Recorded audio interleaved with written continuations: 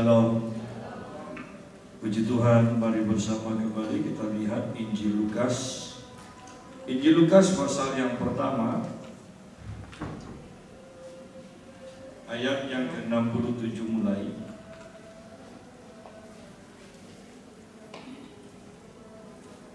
Dan Zakaria ayahnya penuh dengan Roh Kudus, lalu bernubuat, katanya, terpujilah Tuhan Allah Israel, sebab Ia melawat umatnya dan membawa kelepasan baginya.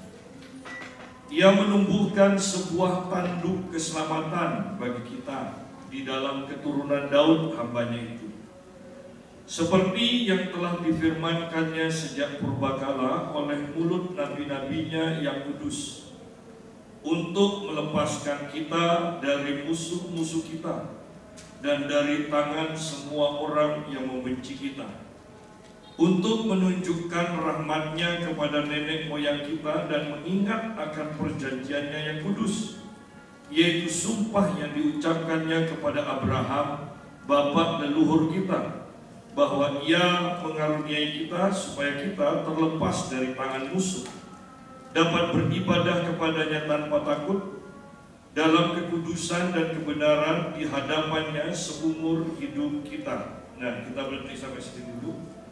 Di sini Zakaria, ayah dari Yohanes Pembaptis, itu dikatakan dipenuhi dengan Roh Kudus. Kemudian dia bernubuat tentang Yesus. Terpujilah Tuhan Allah Israel, sebab Tuhan melawat umatnya dan membawa kelepasan baginya. Bahwa lawatan Tuhan itu sangat penting. Dan dikatakan Yesus yang melawat umatnya. Yesus yang melawat umatnya. Dan ketika lawatan ini akan terjadi kelepasan, akan terjadi kesembuhan, akan terjadi damai sejahtera, akan terjadi semua yang disebut kebaikan. Yang jadi masalah adalah banyak dari kita itu tidak mengetahui, menyadari bahwa Allah sedang melawat kita. Dikatakan di dalam Injil Lukas juga, ketika Yesus masuk ke Yerusalem, Lukas pasal yang ke-19,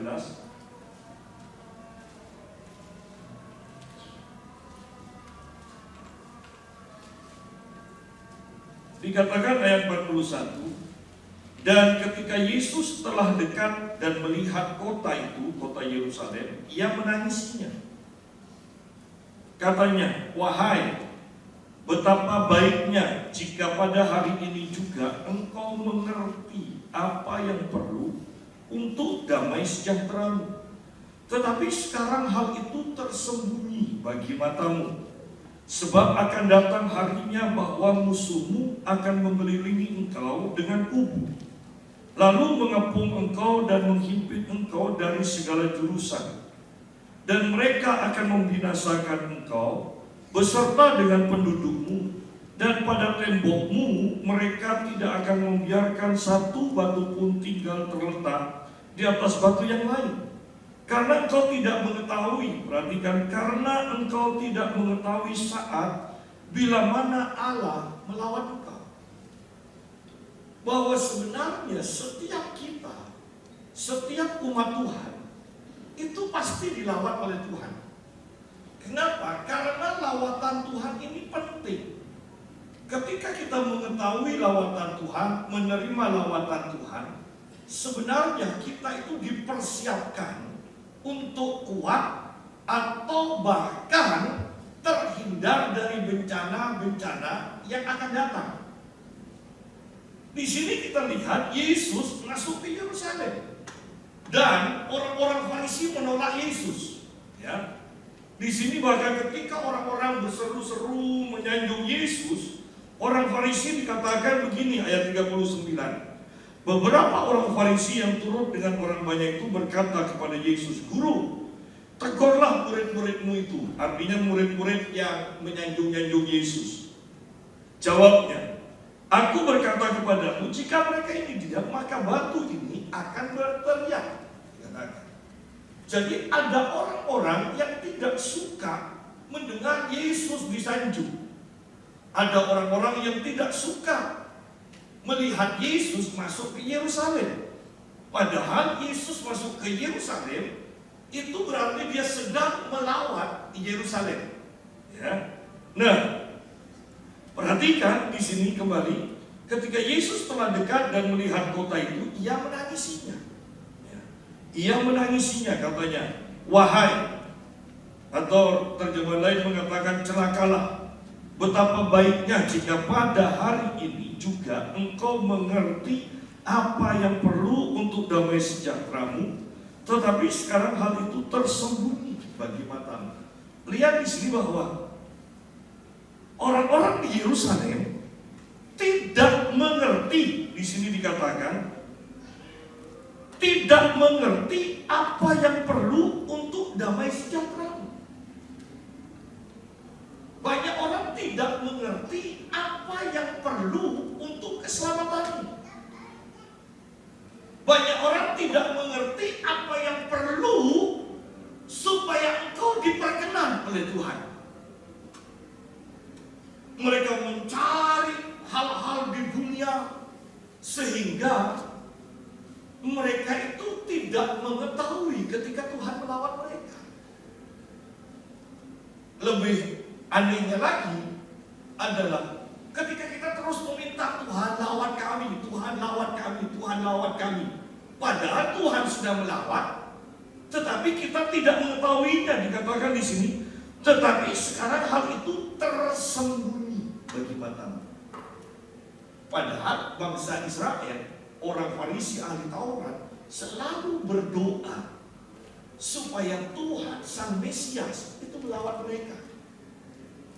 Tetapi ketika Mesias sudah ada di hadapan mereka, melawat mereka, mereka menolaknya. Mereka tidak mengerti, mereka tidak melihat, mereka tidak mengetahui, dan mereka menolaknya.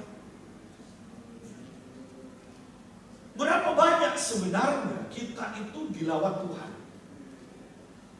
Kita minta Tuhan berkati aku.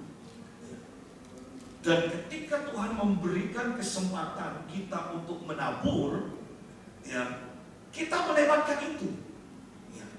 Kita melewatkan itu. Padahal sebenarnya itu adalah bagaimana Allah melawat kita ketika kita mengetahuinya, ketika kita menyambutnya, ketika kita mentaatinya, maka di masa yang akan datang berkat akan datang kepada kita. Ada orang-orang yang minta Tuhan sembuhkan aku, sembuhkan aku. Dan Tuhan melawat kita. Kemudian Tuhan berbicara, ampunilah si A. Dan kemudian kita menepis, ini pikiran apa? Orang itu jahat, orang itu sudah mencelakai saya, orang itu sudah menipu saya, orang itu sudah memfitnah saya. Dan kita tidak mau mengampuni. Tetapi kita terus berdoa, Tuhan lawat, Tuhan sembuhkan, Tuhan lawat, Tuhan sembuhkan. Ketika Tuhan lawat, ketika Tuhan memberikan perintah supaya engkau itu disembuhkan pada akhirnya, kita tidak mentaatinya. Artinya bahwa Tuhan sering melawat kita. Seseorang datang pada saya dan minta didoakan supaya Tuhan memberitahukan apa tujuan hidup yang Tuhan tetapkan dalam hidup. Dan saya berkata, ibu tahu karunia ini? Dan dia bilang, tidak tahu. Ibu mau melakukan apa? Tidak tahu. Dan pokoknya doakanlah Pak. Dan ketika saya kemudian berdoa, saya katakan begini, Ibu, engkau selalu menunda-nunda waktu. Ketika Tuhan lawat engkau, ketika Tuhan menyuruh engkau berdoa, ketika Tuhan menyuruhkan sesuatu kepadamu, engkau selalu berkata, tunggu dulu sebentar lagi. Dan setelah itu, ibu melupakan apa yang menjadi agendanya Tuhan, di mana ibu harus bertemu dengan Tuhan. Dan dia langsung nangis. Perhatikan bahwa banyak orang merasa tidak melakukan kesalahan di hadapan Tuhan, merasa hidupnya benar, tetapi sebenarnya mereka hidup dengan dosa pemberontakan. Ketika Tuhan suruh melakukan sesuatu, mereka menolak atau menunda. Mereka harus minta lagi tanda dari Tuhan. Padahal bukan caranya Tuhan memberi tanda di Perjanjian Baru. Tuhan berbicara langsung kepada kita, bukan melalui tanda-tanda. Dan ibu ini nangis. Banyak orang ketika Tuhan suruh berdoa, dan kita mengatakan, tunggulah Tuhan nanti. Dan ternyata kita tidak melakukan. Bahkan seandainya kita melakukan seperti kita katakan, tunggu nanti Tuhan. Loh, yang jadi Tuhan itu siapa?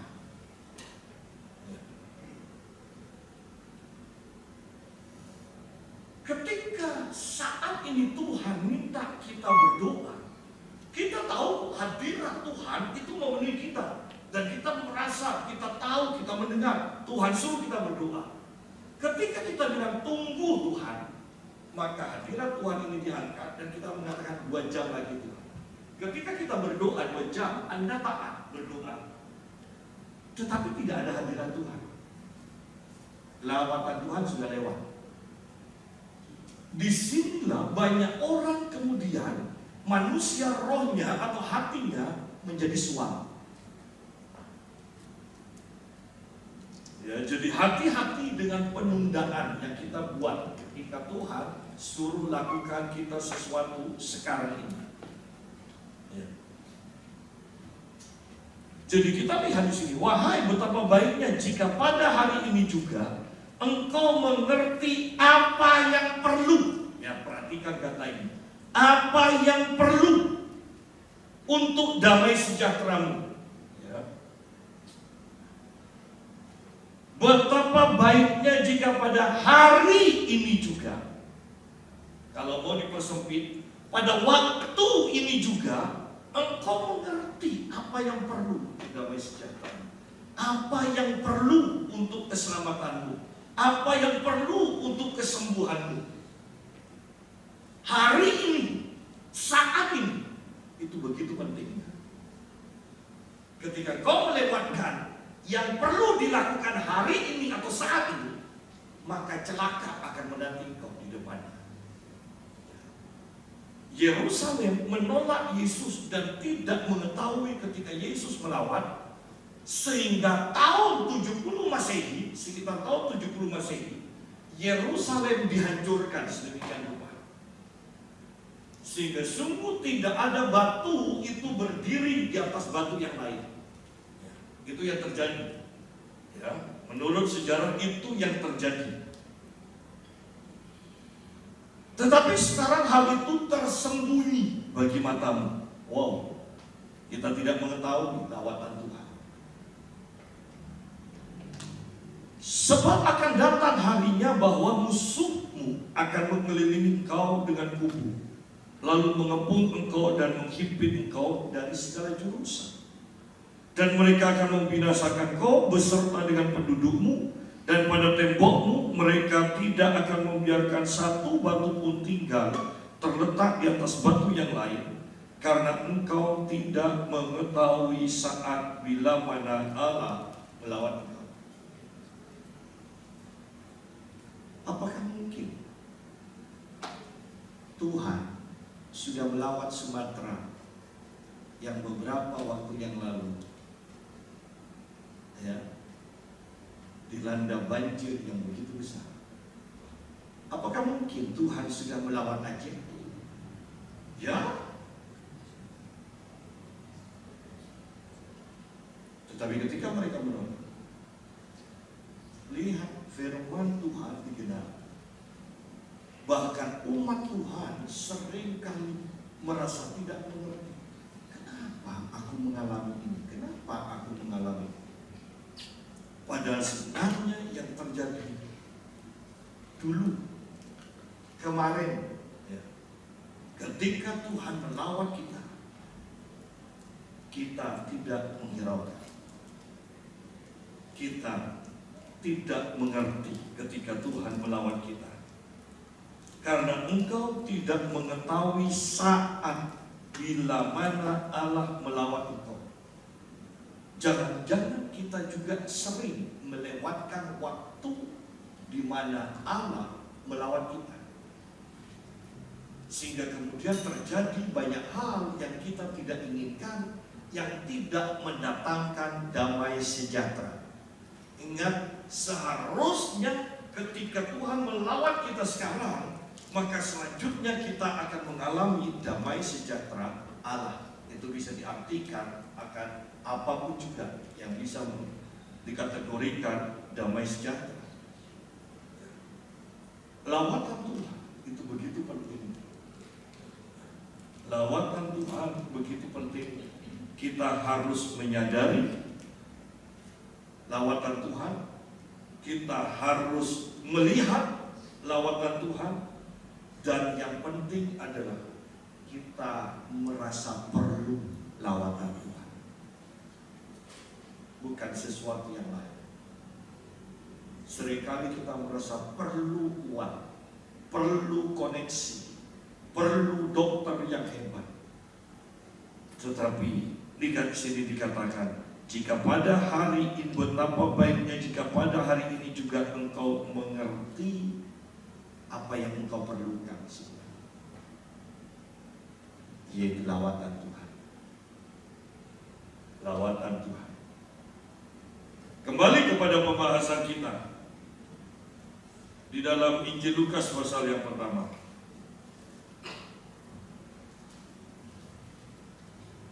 Terpujilah Tuhan Allah Israel, sebab Ia Allah melawan umatnya dan membawa kelepasan baginya. Ia menumbuhkan sebuah tanduk keselamatan bagi kita di dalam keturunan Daud hambanya itu. Jadi Allah melawan kita, Allah menyelamatkan kita melalui keturunan Daud. Perhatikan, melalui keturunan Daud, bukan keturunan Ismail, tetapi keturunan Daud. Jelas di sini dikatakan, Ia melawan umatnya dan membawa kelepasan baginya. Berarti bencana demi bencana, sakit demi penyakit, dan bahkan pemberontakan kita itu sebenarnya merupakan ikatan. Banyak orang diberitakan tentang keselamatan di dalam Yesus, mereka tidak bisa terima. Kenapa? Ada ikatan roh jahat. Sehingga seringkali di buku-buku rohani diceritakan bahwa sebelum penginjilan itu sebulan, 2 bulan, 3 bulan sebelumnya itu akan ada pendoa-pendoa, gereja-gereja akan bersatu untuk berdoa, mengikat roh-roh jahat di sekitar tempat itu. Dan kemudian pada waktu acara KKR terjadi keselamatan yang begitu mudah. Dan begitu mudah. Bayangkan ketika Peter Yangren mengadakan penginjilan di Bandung. Dalam waktu 3 hari, 60.000 orang menerima Yesus. 60.000 orang. Sehingga para pimpinan agama mereka kemudian datang kepada Peter Yangren, kepada panitia KKR. Mereka minta maaf supaya KKR diberhentikan. Jangan dilanjutkan di hari keempat. Kenapa? Nanti umat kami banyak yang pindah. Padahal sudah 60.000. Kenapa itu bisa terjadi? Karena ada doa yang dipanjatkan berperang melawan roh-roh jahat yang mengikat penduduk setempat. Di sini pun sama. Di sini dikatakan, Ia Tuhan melawan umatnya dan membawa kelepasan baginya. Baru setelah kelepasan di sini dikatakan ia menumbuhkan sebuah tanduk keselamatan. Ya. Bagi kita di dalam keturunan Daud, kalau di terjemahan yang dipermudah untuk dimengerti firman Allah yang hidup kalau tidak salah, dikatakan ia menumbuhkan, ia memberikan keselamatan bagi kita melalui keturunan Daud. Memberikan keselamatan. Dan ingat, Daud adalah Bani Yehuda dan Yesus pun Bani Yehuda. Seperti yang telah difirmankannya sejak purbakala oleh mulut nabi-nabinya yang kudus. Betapa luar biasanya di sini. Seperti yang telah difirmankannya sejak purbakala oleh mulut nabi-nabinya yang kudus. Sejak Musa dengan 5 kitab Pentatusnya, Kejadian 3 ayat 15 berbicara menubuatkan tentang Yesus yang akan menginjak kepala ular itu. Di dalam kitab Mazmur, Daud menubuatkan tentang Yesus sebagai gembala, tentang Yesus yang akan mati dan tidak ada satu tulang pun yang dipatahkan. Pokoknya nubuatan tentang Yesus banyak di kitab Mazmur. Di dalam kitab Yesaya yang ditulis Yesaya tentang nama dari Yesus, penasehat yang ajaib, Allah yang perkasa, Bapa yang kekal, Raja damai. Tentang karyanya, oleh bilur-bilurnya kita disembuhkan. Semuanya ada di Yesaya. Obadja juga menubuatkan, kitab Mika juga menubuatkan tempat kelahiran Yesus dan sebagainya. Jadi nabi-nabi itu dengan tahun yang berbeda, mereka menubuatkan tentang Yesus, tentang keselamatan, tentang Tuhan akan melawan umatnya. Betapa luar biasanya. Dan ingat, ini tidak ada yang direvisi. Itu luar biasanya. Bayangkan dari zaman Musa, dari Ayub bahkan dipercaya Ayub itu sebelum Abraham. Tidak ada yang tahu pasti Ayub itu zamannya zaman apa. Jadi kita lihat betapa luar biasanya mereka saling melengkapi. Dan tidak ada perubahan, tidak ada revisi. Seperti yang telah difirmankannya sejak purbakala oleh mulut nabi-nabinya yang kudus, untuk melepaskan kita dari musuh-musuh kita dan dari tangan semua orang yang membenci kita. Perhatikan ada 2 di sini. Untuk melepaskan kita dari musuh-musuh kita dan dari tangan semua orang yang membenci kita. Musuh-musuh kita itu berbicara tentang kekuatan roh jahat yang tidak kita lihat. Tangan semua orang yang membenci kita, sudah jelas orang-orang di sekitar kita, darah dan daging. Jadi lihat keadaan kita sebelum menerima keselamatan, sebelum Yesus melawan kita. Bukan hanya kita tahu orang-orang yang membenci kita, tetapi tanpa kita sadar pun ada kekuatan jahat yang mengikat kita, yang mempengaruhi kita, di mana kita tidak bisa terlepas dari itu semua. Kita terikat. Ada orang yang ingin berbuat baik, tetapi yang dilakukannya ternyata adalah kejahatan. Ada orang yang ingin berkenan kepada Tuhan, ternyata pikirannya tidak bisa dikendalikan, dan sebagainya, dan sebagainya. Bahwa betapa luar biasanya dampak kehadiran Yesus, Allah melawat kita, sehingga kita bisa terlepas dari semua ini, dan bahkan kita menerima keselamatan. Ini adalah bulan-bulan di mana semua gereja sibuk dengan Natal. Tetapi kiranya hal yang terpenting jangan dilupakan, bahwa yang terpenting adalah kita mengingat, kita mengetahui, dan kita merindukan lagi Tuhan melawat kita. Jangan terperangkap dengan acara, tetapi pesannya yang terpenting adalah Allah melawat kita. Karena kita tidak tahu apa yang akan terjadi mulai tahun depan. Kita tidak tahu. Bahkan gempa di Jepang, ya, untung di Jepang. Jadi hanya goyang-goyang semua, walaupun goyangnya luar biasa kan.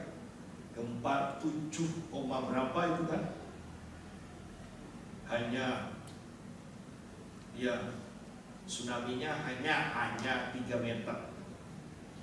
Tetapi rumahnya pun luar biasanya kan, di Jepang sudah dirancang seperti itu, hanya goyang-goyang.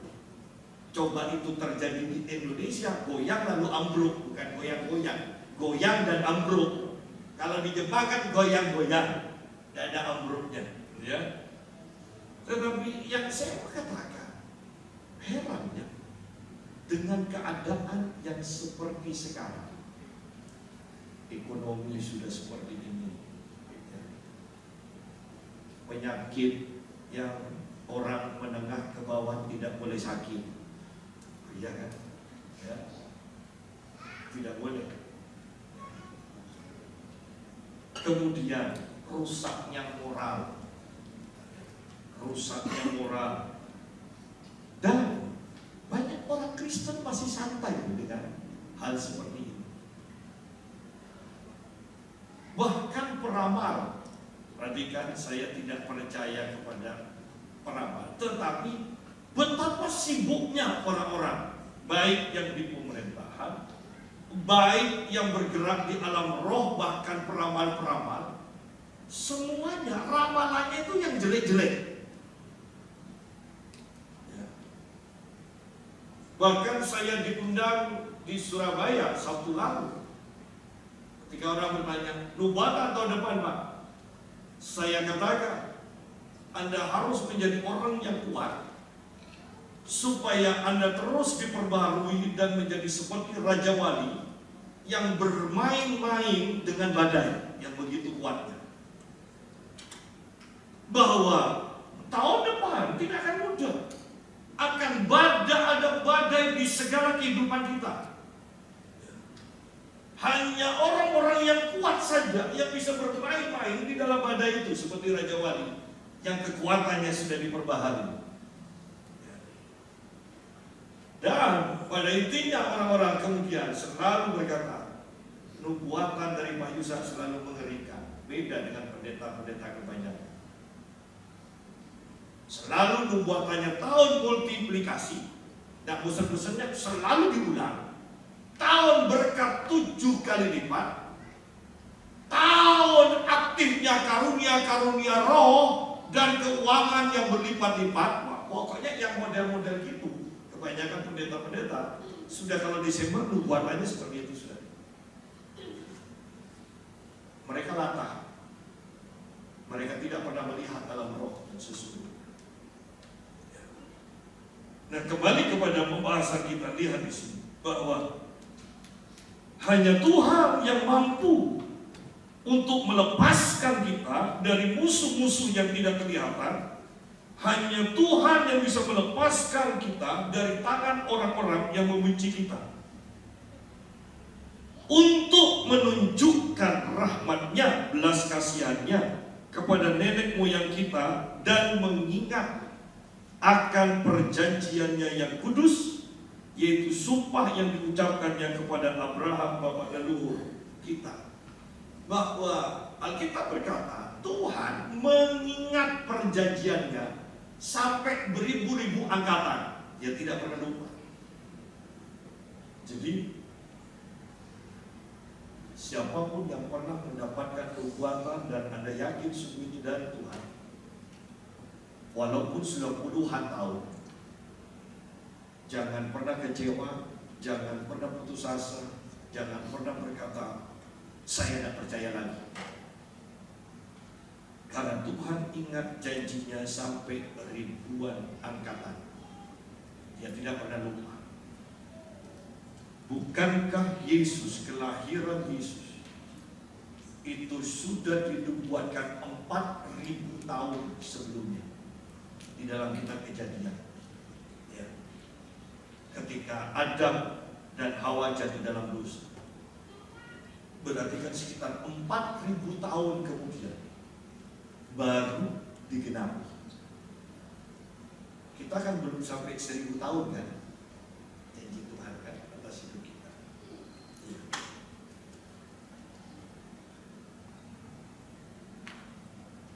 Ayat yang ke-73 bagian akhir, bahwa Ia mengaruniakan kita supaya kita terlepas dari tangan musuh. Ya, di sini lagi, terlepas dari tangan musuh. Tuhan ingin kita dimerdekakan. Ingat bangsa Israel ketika menjadi tawanan atau menjadi bangsa yang diperbudak di Mesir. Mereka itu ditawan oleh Firaun dan anak buahnya. Mereka ditawan.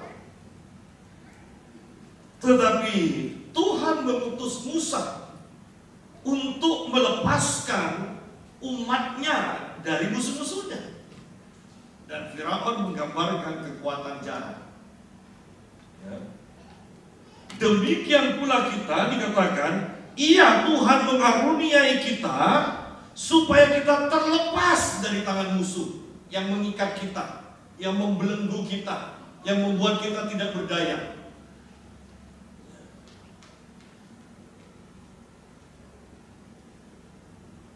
Terlepas dari tangan musuh, dapat beribadah kepadanya. Dapat beribadah kepadanya.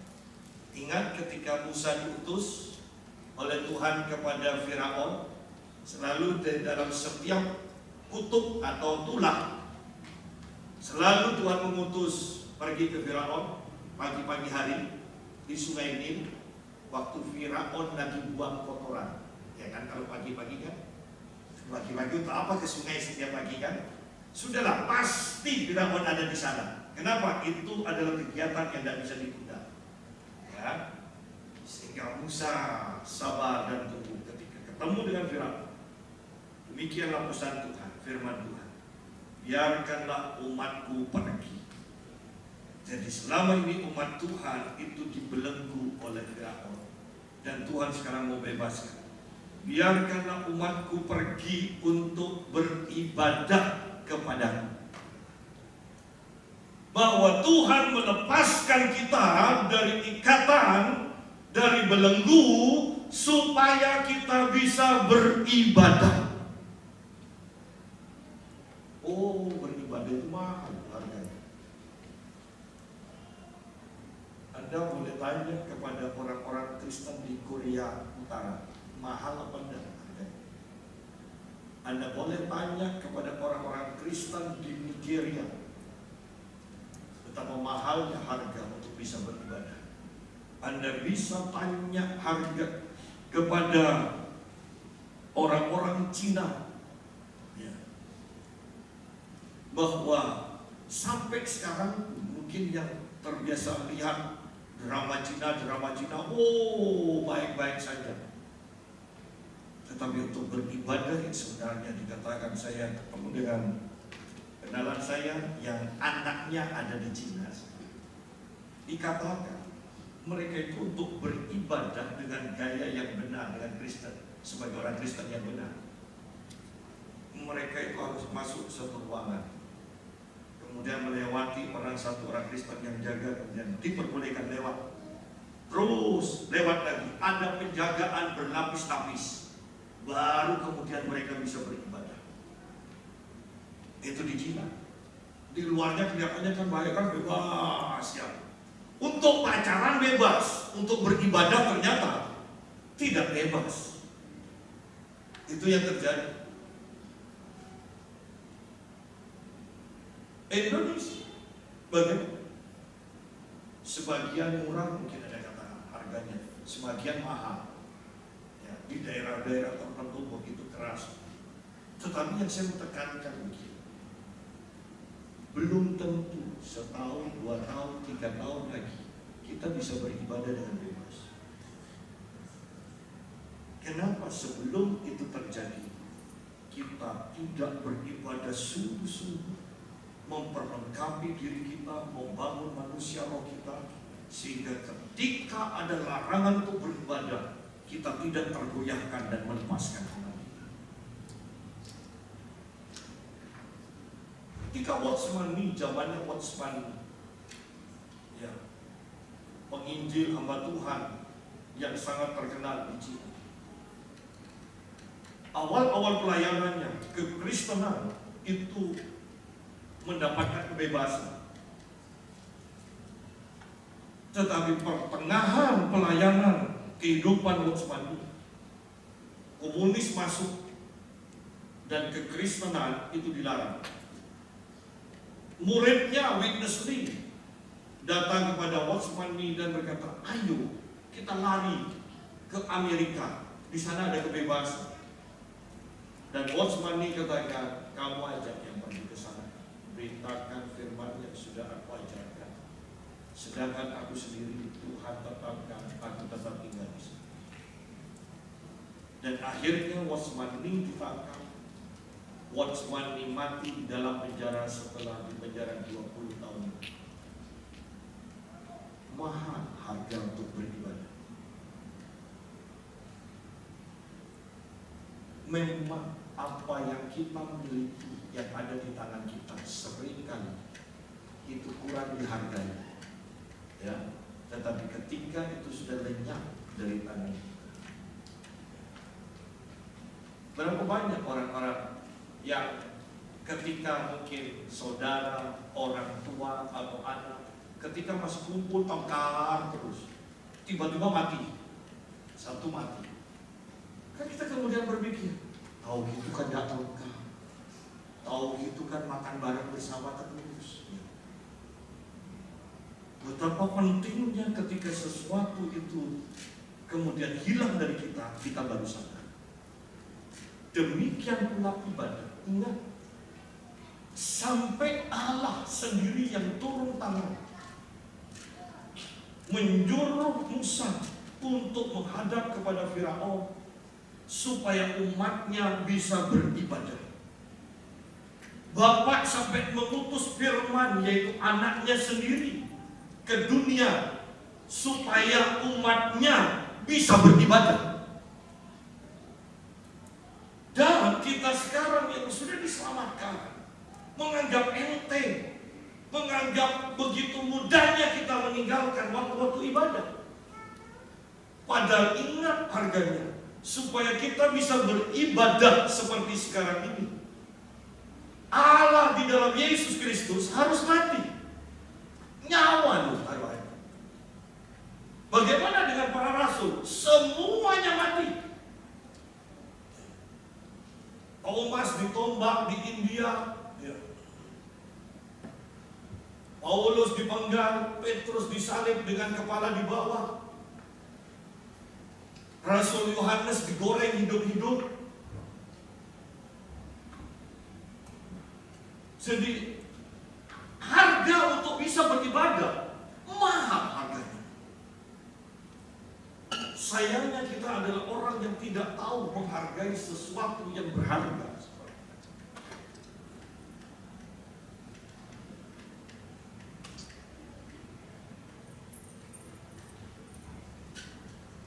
Bahkan saya dalam hal rutinitas ibadah, kita kalah sama orang Islam. Kalau sudah Jumat, no, ya kan? Itu tidak bisa diganggu-gugat. Kalau kita kan prinsipnya kan masih ada minggu depan, masih ada minggu depan. Semoga Anda selalu bisa sampai di minggu depan. Jangan sampai berhenti di hari Sabtu. Ya. Tetapi yang saya mau tekankan kembali di sini, lihat di sini, supaya kita dapat beribadah kepadanya, beribadah kepadanya berkali-kali tanpa bosan. Tuhan mengutus Musa untuk menyampaikan kepada Firaun, biarkanlah umatku pergi untuk beribadah. Berkali-kali tanpa bosan. Ya. Paulus kepada Timotius berkata, latihlah dirimu beribadah. Latihlah dirimu beribadah. Kata latihlah dirimu beribadah, yang namanya latihan tidak pernah hanya satu kali. Ya. Latihan untuk berhasil tidak pernah untuk menikmati hasilnya, tidak pernah latihan itu satu kali. Ya. Anda kalau olahraga seminggu sekali, Anda bisa tahu rasanya. Bukan sehat itu, sakit semua. Ya. Hari Minggu olahraga, Senin, Selasa, Rabu sakit semua badannya. Kamis mulai agak enak, Jumat enak badannya, Minggu latihan lagi, Senin sakit semua. Orang kalau jarang-jarang ibadah, dengar firman sedikit, tersinggung. Nyindir ini, nyindir. Tapi orang yang biasa terus ibadah, ketika kena firman, itu balik. Ya kan? Ketawa kan? Ketawa kan, ketika kena itu ketawa. Kena lagi. Tapi yang tidak jelas ibadahnya. Kesendian sedikit, memangnya hanya di sini gereja. Ya kan? Pindah. Padahal pendetanya tidak pernah tahu apa yang terjadi pada umat. Ya, saya tidak pernah tahu. Bahkan saya tidak pernah tahu apa yang saya akan korbankan, ayat apa sebelum hari H. Ya, selalu kemana-mana itu selalu terhubung apa ya Tuhan, apa ya. Ketika dapat satu ayat atau satu kalimat aja, baru bagian, ya sudah ini yang akan disampaikan. Jadi jangan tersinggung ketika kita kena. Biarlah Anda menjadi orang yang berani, marah aja Tuhan. Ya, jangan saya. Beribadah, latihlah dirimu beribadah, kata Paulus kepada Timotius. Penulis kitab Ibrani berkata, jangan biasakan dirimu untuk meninggalkan waktu-waktu ibadah. Jangan membiasakan diri. Kenapa? Jangan-jangan waktu engkau meninggalkan waktu ibadah, Tuhan sedang melawan pada waktu itu. Dan karena tidak ada kita, maka kedepannya kita berhadapan dengan masalah demi masalah, masalah demi masalah. Bukankah setiap latihan ibadah termasuk itu sebenarnya mempersiapkan kita untuk kedepannya? Ya. Jadi mari di sini kita lihat bahwa Tuhan melawan kita dan Allah di dalam Yesus Kristus melawan kita, mati bagi kita, bangkit bagi kita, supaya kita dapat beribadah kepadanya. Beribadah bagaimana? Beribadah tanpa takut. Beribadah tanpa takut. Di dalam perjanjian lama, mereka bebas dari ketakutan ketika mereka lepas dari Firaun. Tetapi itu belum sempurna. Setiap mereka beribadah di kemah Musa, apalagi yang namanya imam besar, mereka beribadah dalam ketakutan. Ada dosa sedikit mati. Sehingga imam besar ketika masuk setahun sekali ke ruang Maha Kudus, bukankah itu ada kerincing-kerincing dan itu talinya diikat, dan ada orang yang jadi dia masuk beribadah pakai talinya, kakinya ada talinya. Terus ada yang megang gitu kan di luar kemah. Kalau itu sudah ada bunyi berarti mati, maka ditarik lagi. Berarti lihat para imam sendiri, imam besar beribadah dengan ketakutan. Tetapi kita di dalam perjanjian baru di sini dikatakan Yesus melawat kita supaya kita bisa beribadah kepadanya tanpa takut. Kenapa? Di dalam kitab Ibrani 10 dikatakan, kitab Ibrani pasal yang ke 10 atau ke 9, kita lihat.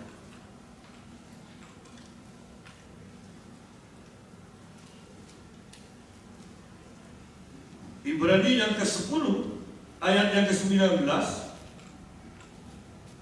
Jadi saudara-saudara, oleh darah Yesus kita sekarang penuh keberanian dapat masuk ke dalam tempat kudus.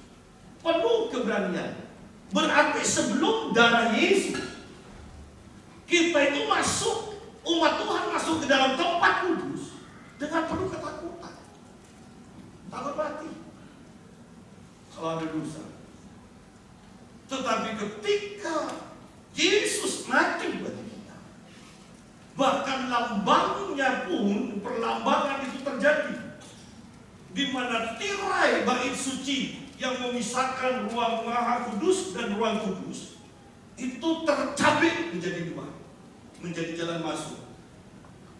Dan itu bukan kain seperti kain yang kita kenal. Itu merupakan kain yang super tebal, yang tidak mungkin akan bisa pecah dengan sendirinya. Dan kitab Ibrani memperjelas bahwa kita bisa masuk ke dalam ruang maha kudus itu karena darah Yesus. Kita dulu tidak usah kepikiran nanti kita mati kalau dekat dengan Tuhan. Tidak. Oleh darah Yesus. Berarti kan harganya mahal kan? Darah, nyawa. Mengapa kita tidak mau sungguh-sungguh beribadah kalau harganya sudah begitu mahal?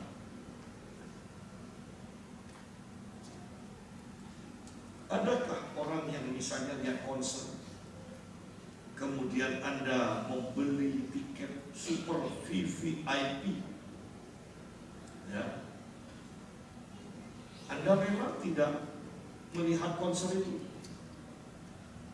Atau sudahlah, lihat tapi Anda tidak duduk di tempat yang semestinya, Anda ditaruh di bagian belakang, kan tidak enak.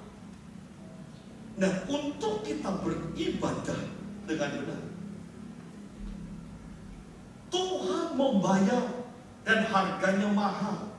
Bahkan ada lagu, bukan dengan barang fana, bukan dengan emas dan perak dikatakan, tetapi dengan nyawa, dengan darah Yesus.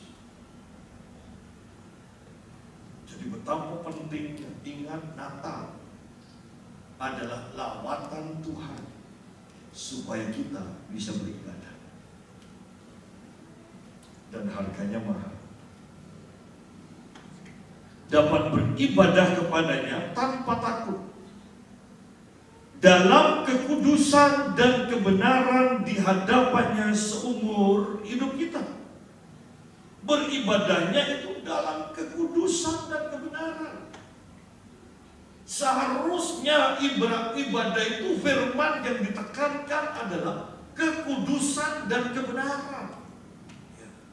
Bukan bagaimana caranya menjadi orang sukses, bagaimana caranya supaya berkat 7 kali lipat, 100 kali lipat. Bukan. Itu terjadi dengan sendirinya ketika hidup kita benar dan kudus di hadapan Tuhan.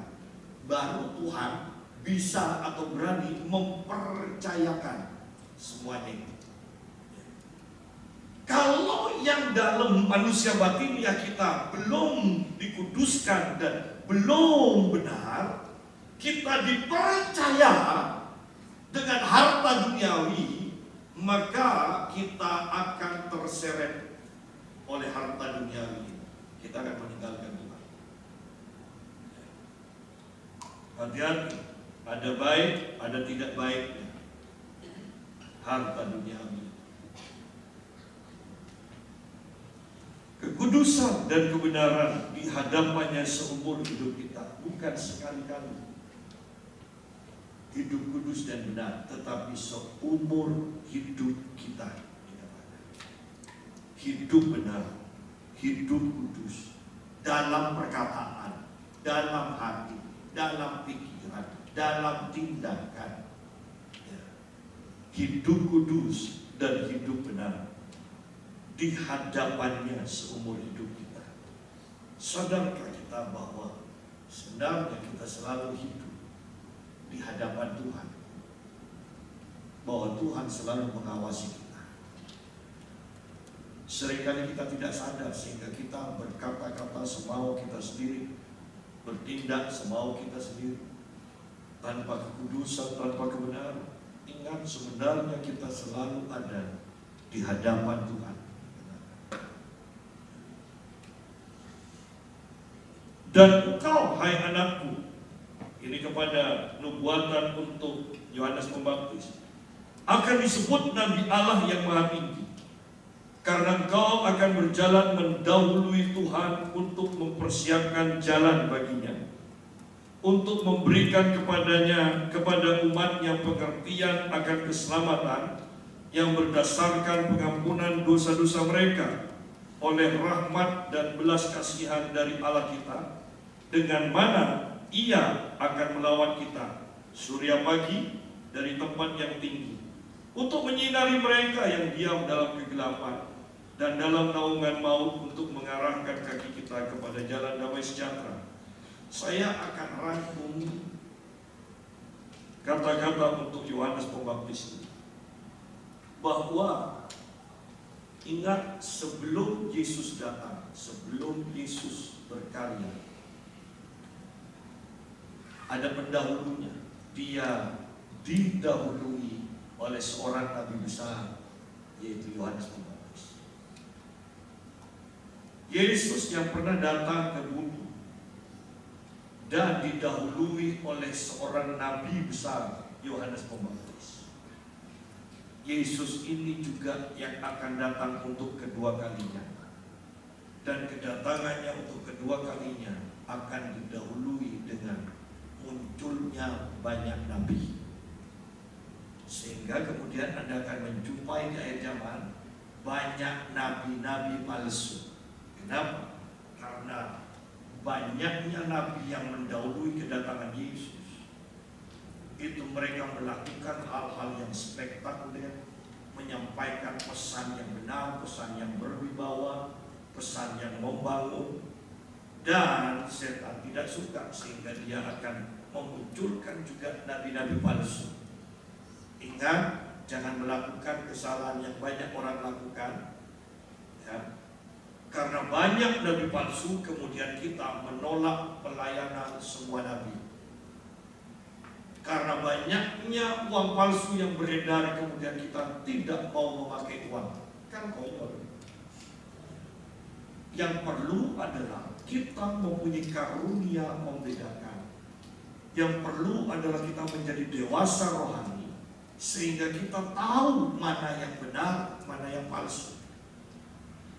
Tetapi dengan banyaknya tampil nabi-nabi, apakah nabi-nabi yang benar ataupun nabi-nabi yang palsu, tetapi saya tekankan nabi yang benar, banyak munculnya nabi sekarang membuktikan bahwa Yesus akan segera datang. Nabi-nabi sedang bermunculan sekarang. Yesus akan segera datang. Pertanyaan, apakah kita siap? Biarlah yang terjadi pada Yohanes Pembaptis itu terjadi pada kita juga. Ayat yang ke-80. Adapun anak itu bertambah besar dan makin kuat rohnya, dan ia tinggal di padang gurun sampai kepada hari ia harus menampakkan diri kepada Israel. Biarlah ini juga terjadi kepada umat Tuhan di tempat ini.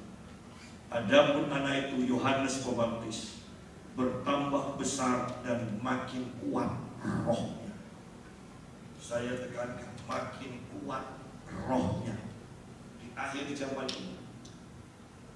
Biarlah roh kita semakin kuat, biarlah roh kita semakin menyala-nyala bagi Tuhan. Biarlah kita selalu haus dan lapar akan kebenaran. Karena ketika kita sudah tidak lapar, saya ulangi lagi, ketika kita sudah tidak haus dan lapar akan kebenaran, itu menandakan kita kerohanian kita begitu merosotnya. Kita sudah jatuh terlalu dalam. Kita sudah mencintai dunia melebihi mencintai Tuhan, sehingga kita tidak haus dan lapar lagi akan Tuhan. Ya. Hati-hati, banyak orang yang sudah tidak bergairah ke gereja. Mereka hanya memuaskan diri, pokoknya seminggu sekali aja lah. Sungkan ketemu pendetanya, sungkan kalau nanti ditanya sama Pak Yusuf. Oh, bukan seperti itu. Perhatikan, ketika engkau sudah tidak punya gairah, apakah kita Kristen? Oh, masih KTP-nya. Tetapi kita sebenarnya sudah jauh, sangat jauh. Saya mau ajak kita kembali mengingat bagaimana kita haus, bagaimana kita awal-awal ketika kita kenal Tuhan, ketika kita lahir baru. Saya ingin kita juga melihat bagaimana, mengenal bagaimana ketika Tuhan melakukan mujizat, bagaimana pada waktu itu kerohanian kita berkobar-kobar. Lalu kenapa sekarang sudah mulai lenyap? Adakah sesuatu yang menarik perhatian kita melebihi Tuhan? Iya, kemungkinan besar itu yang terjadi. Sehingga pesan Yohanes Pembaptis, pesan Tuhan Yesus, pesan para murid harus jadi perhatian kita. Bertobatlah, sebab kerajaan Allah sudah dekat. Tuhan memberkati.